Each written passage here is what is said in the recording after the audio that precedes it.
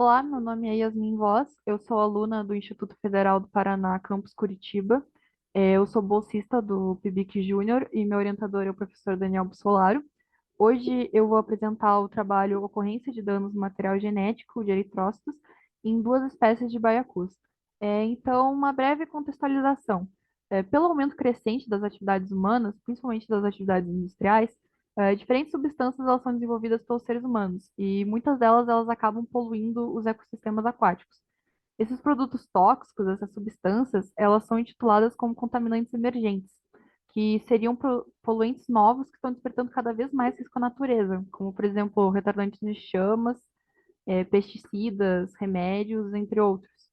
Basicamente, esses poluentes chegam ou pelo esgoto doméstico ou pelos efluentes industriais. Todos esses poluentes passam pelo processo de bioacumulação, onde a concentração desse organismo vai sempre aumentando com o tempo. Então, quanto mais um organismo vive, maior é a concentração de poluentes no seu organismo. Vale ressaltar também que a bioacumulação ela pode levar ao processo de biomagnificação, que ocorre quando há acúmulo progressivo de substâncias ou compostos químicos ao longo de uma teia alimentar.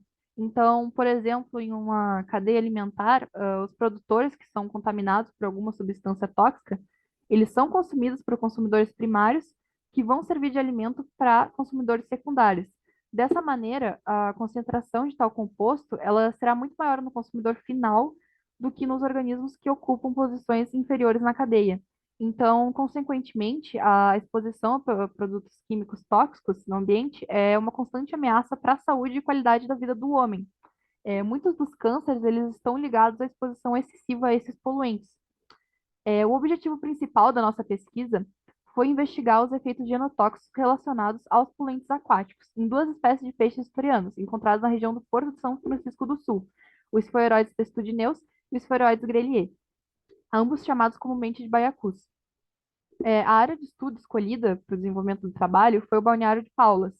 Ele é um estuário localizado no município de São Francisco do Sul, região norte do estado de Santa Catarina, e o motivo da escolha desse local foi a facilidade, né, de coleta dos peixes e que também o local é bastante impactado pelas atividades industriais e portuárias.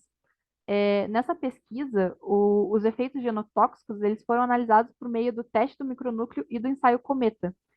No teste do micronúcleo, é identificado potenciais danos citogenéticos, né, danos nos cromossomos, devidos a agentes químicos. Então, o sangue é coletado, ele é gotejado sobre uma lâmina para secagem, que logo após é submetida a um recipiente com metanol, a fim de identificar possíveis mudanças cromossômicas baseadas na mudança dos micronúcleos.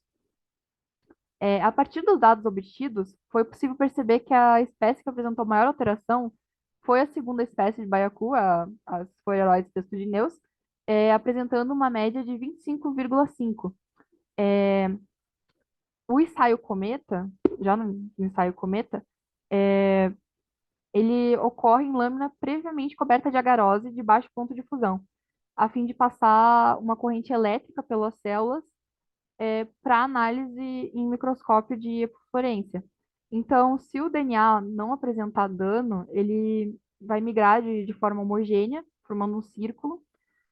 No entanto, se houver algum dano do DNA, ele fica fragmentado, de modo que, enquanto ocorre a eletroforese, os fragmentos menores eles migrarão mais rapidamente em relação aos fragmentos maiores, formando uma espécie de cauda de cometa, por isso o nome do ensaio do cometa.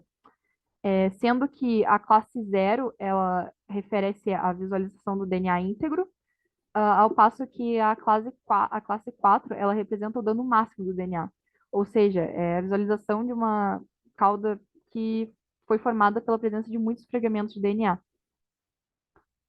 Na espécie, né, Sphaeroides testudineus, verificou na nossa pesquisa um score médio de 279, que é um valor considerado elevado comparado a outros trabalhos similares.